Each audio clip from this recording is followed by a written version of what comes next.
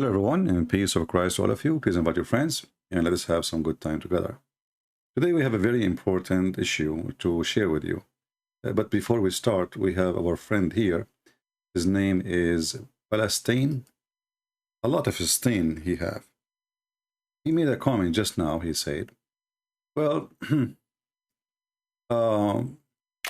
the book of Revelation, the Muslims, by the way, they are expert not only in their book, they are expert in their book. But the second you ask them a question, they flee with the flying carpet of Solomon. So this is Palestine, a lot of stain coming from you, my friend. He is saying the followers of the gospel should only judge by the gospel. And God gave authority to the Quran in 548. Okay, time to focus.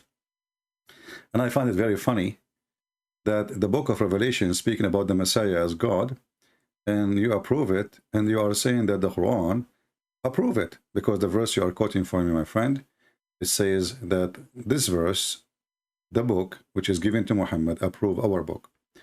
And that is very silly, because all of us, we knew that everything in your book is opposing our book. So how your book agree with our book? But that will topic we'll talk about later. So welcome, Mr. Stain. Now we go to something more important. Actually, as long as you mentioned this verse, just to show you how stupid this verse is. As long as he throws some stain, well, okay. Let us see. We hear always the Muslim, they keep saying, inshallah, right? Okay, well, let us see how this thing functions as religion. The second you start reading the Quran, the same second you notice that this is a religion based in a word that says, inshallah, but Allah, he is not exist to make any of his will happen. And this is an example when this guy, he said to us, chapter 5, verse number 48, if we read it, we will die laughing, because it says that Allah, he sent the book, but Muhammad never received a book. And the Muslims agree with that. And Muhammad, he received verses by verses. So if the statement is true that Allah, he sent the book, that's mean all the stories of Muhammad is a fabrication. So either it's a verses or it was a book. Was it a book? Muhammad never received a book. And then it says, confirming the scriptures that came before it. This is false translation. It says, مُصَدِّقًا لِمَا بَيْنَ يَدَيْهِ, believing in what is between his hands. So the Christian or Jews books absolutely are true. So here Muhammad, again, getting all the Muhammadan busted by saying that our book is corrupted. Because how you can believe in it, which is between his hands, and I challenge the Muslim to say it doesn't say that, CP. It says, Lima Bani Yadayhi. You can just copy those words and post them in Google Translation and you will see what I'm talking about. And then here it says, if you continue reading, and this is a Muslim translation, it says, if Allah will, he would like to make you one nation. But Allah, he decided, liyablukum, which means Allah, he decided to divide you. And the Muslim, they translate it as to test you. I mean, this is the most funny, stupid thing ever. So that's mean the Muslim, they believe they are a nation, and they believe the Christian are a nation, the Jews are a nation, the Hindus are a nation, the Buddhists are a nation, and Allah made us those nations so he can test us. Which means, if you are a Buddha, Allah made you Buddha. If you are a Christian, Allah made you Christian. If you are a Muslim, Allah made you Muslim. So do you understand, my friend, why I said a lot of stain? Now let's go to the topic. Imagine yourself a person who live in Indonesia. You know, Indonesia is a beautiful country. We have to agree, you know. But Indonesia is, as a country, dependent on farming, greenery, you know. For sure, there's some income from tourism, but the whole country is a farming country. What if I tell you, Indonesian, that if you really follow the true teaching of Prophet of Allah, Muhammad, peace be upon him, the most wonderful man in history, the one who is no one like him, the one who his name written on the chair of Allah as a graffiti, because Allah, he is the first graffiti person. What if I say to you that the Prophet of Allah was the first one to come with solution to make you all rich, never hungry, never poor, and you can really accomplish every dream you have. All those are pictures from Indonesia. And look, this is Indonesian Muslim woman. And she looks very happy, you know. For sure she's happy. She have a prophet of Allah. And if you have the prophet of Allah, you will get 80 whip in your back if you do prostitution, or sorry, if you do adultery. But if you are a sheikh, nobody will beat you. So what the prophet, he said, it can solve all the problem of the Indonesian people, you know. I mean, there is a lot of things you people do not know. And I hope you will listen to me and you will take the advice of a Prophet Muhammad seriously, beside other serious advice. As an example, the Prophet, he wants all Muslims to be happy. As an example, you can go to a woman and you can ask her to sleep with you 3 days, 3 nights, and that is not prostitution. That is just have fun. It's called muta. Muta means pleasure. So Prophet of Allah, from the beginning of Islam, he wanted you to have a pleasure in your life. How is pleasuring it is that, you know, how boring even to have a wife and she is in your face every day. 3 days, and that's it, you change her. So the Prophet of Allah, he understands the nature of a human being, that he like to change, you know, and he like to see nicer things, like your wife, Mohammed, you know, she is there for 5, 6 years, and now she is getting older. Just let her go. Get a woman, Mahmoud. Mahmoud for 3 days. She got paid, she leave. There's no responsibility, and it's fun. But the Prophet, he come with more solutions. As an example, he is the first one who, like me, myself, I'm worried about getting married because I don't want my son to look like me. And that really is ugly. And man, no way.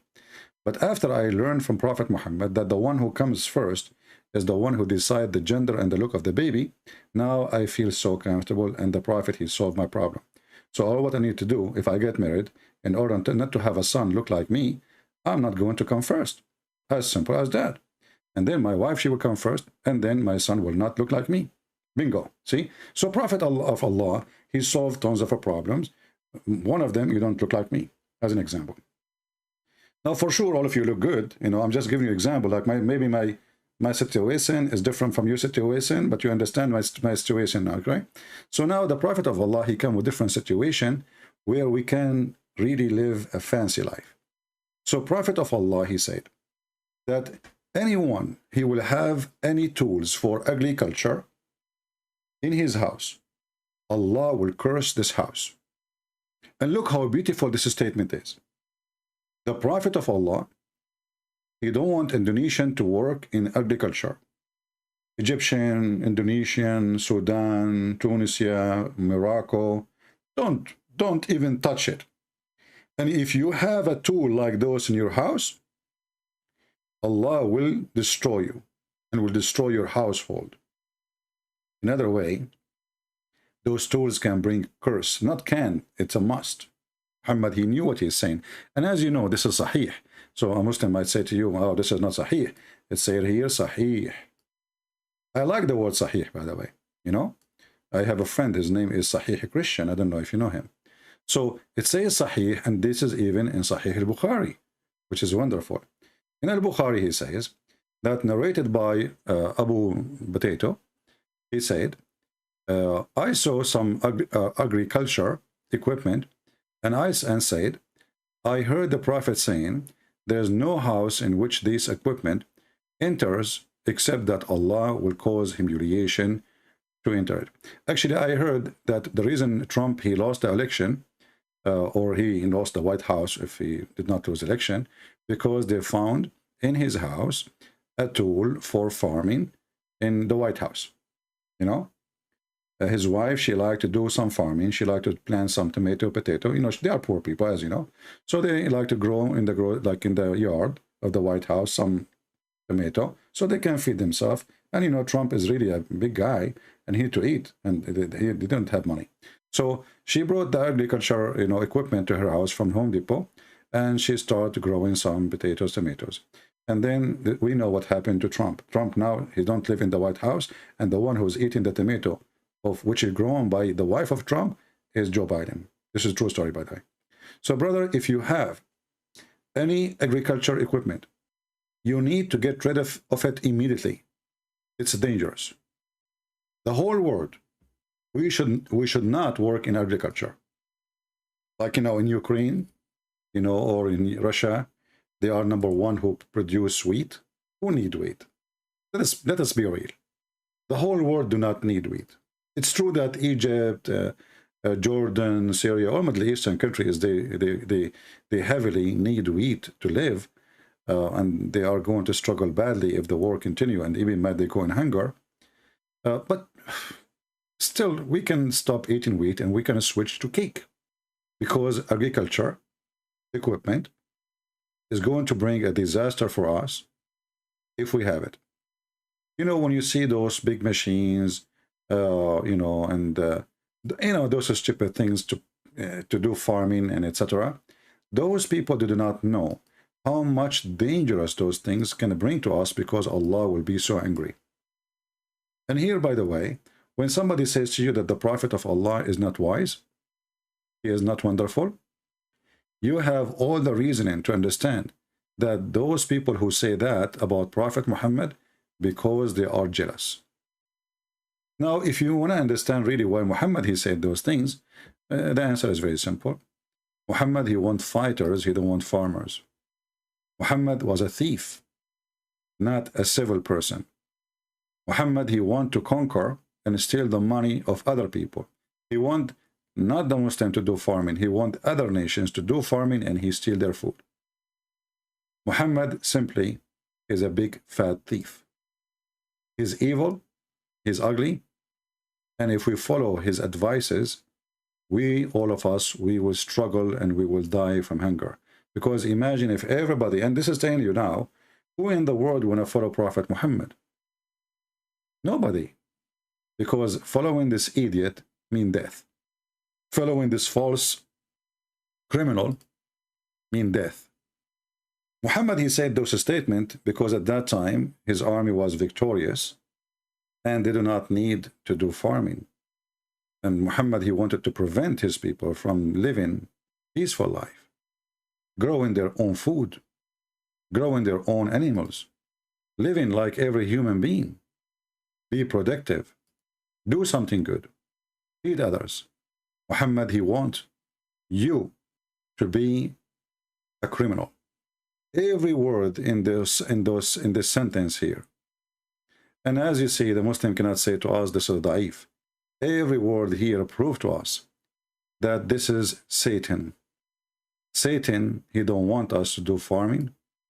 He don't want us to be peaceful. He don't want us to settle in a house, our land. He wants us to go and steal the land of others. There is no question in my mind for a second that Muhammad is a satanic man. If there is any Muslim have an objection? If there is any Muslim have an objection? Anyone have an objection? Focus with us, Mr. Palestine. Focus. So, this is why, like this guy, he called himself Palestine.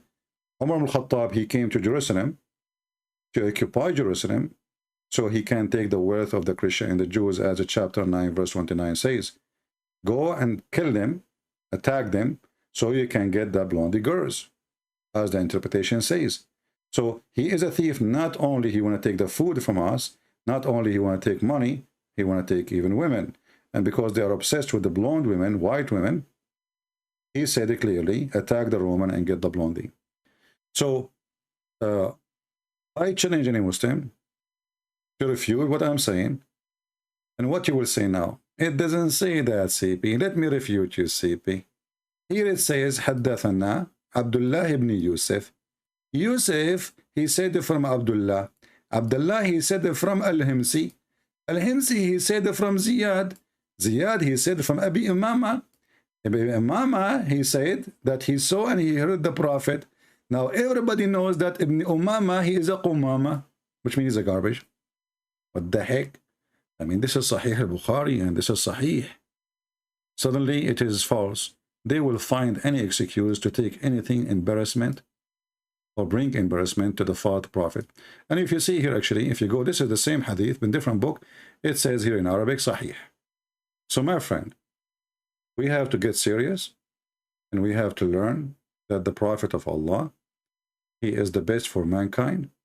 especially when he taught us how we can go and capture people and put the chain around their neck, for he want freedom for us. You know, you might think that the prophet, he want really to enslave you. It's true, the prophet, he have a lot of slaves, but the fact too that he had sex with them. And this is telling you how nice he is. Because if he is not nice, simply he will not if you. Only nice prophet he do that. It's an honor for those women that the prophet, he did boom boom to them. It's an honor. Imagine the of the prophet getting into that woman. Who is that woman? She's no one. She's just been captured. And now the prophet, he is giving her the honor. It's hard to imagine. Hard to imagine how beautiful it is to be raped, to be put in chain around your neck. By who? By the best nation of mankind. Look what the prophet, he says. He says, you are the best of people ever raised up for benefit of mankind. Did you see the word benefit? I mean, did you see the word benefit? So when those kuffar, they say to you, Islam is about slavery, Islam is about killing, that's a lie. Islam is about the benefit of mankind. And how the Muslim deserve the benefit of mankind in chapter 3, verse 110 in the Quran. The best for mankind are those who bring them with the chain round their necks till they embrace Islam. Allahu Akbar, brother. It's so beautiful. Sometimes I feel I want to have tears. It's so beautiful. It's so touching. And yet those Christians, they lie and they say the Prophet of Allah is a bad person. Tomorrow we will be live again. Join us. We are trying to make short videos so people, they can easily download them and share them. And they will see you soon tomorrow again. I hope by tomorrow none of you will have agriculture equipment in his house. Indonesian, are you listening? Please, by tomorrow, you should get rid of all the equipment of agriculture. Otherwise, my brother, Allah will curse you. Horrible, horrible, horrible. I heard somebody, he is a farmer. Allah, he sent his angels, he walked by his house, he saw he have some hammers and some ox and some stuff. Right away, Allah cursed him. Right away, immediately. And now his name, I don't want to tell you his name, but I have to. His name is Joe Biden. The guy, I don't even remember his name since then. You think he is Joe Biden's wife. This is what happened to you when you don't follow the command of Allah and you don't take advice of Prophet Muhammad seriously. So please get rid of your equipment before it's too late. You don't want to end like Joe Biden. No way. That would be very sad ending. All of us, we hope happy ending. I mean, this sentence is very sensitive. Happy ending. Yeah, like you go to heaven, Allah give you a lot of versions. Happy ending, you know. You start doing the happy ending stuff. Yeah. Yeah. So this is what Islam is about. It's about happy ending. Just follow the Prophet's step. Put chain around the necks of people. For you are the benefit of mankind. You are the best of mankind. Stop doing farming, so every of us, we can die and kill each, and we will eat each other, brother. We will be like zombie. That's wonderful. I love it. I watch those movies sometime. Lovely, huh? And then, brother, if you have a problem about who is the son will look like, just don't come first. Follow the step of the Prophet and the advices of the Prophet, and you will have a wonderful life. Thank you very much for listening. I hope now we made some change in your life, and tomorrow is going to be a better day for you after listening and learning about Prophet Muhammad advice and his wisdom. What a dumb.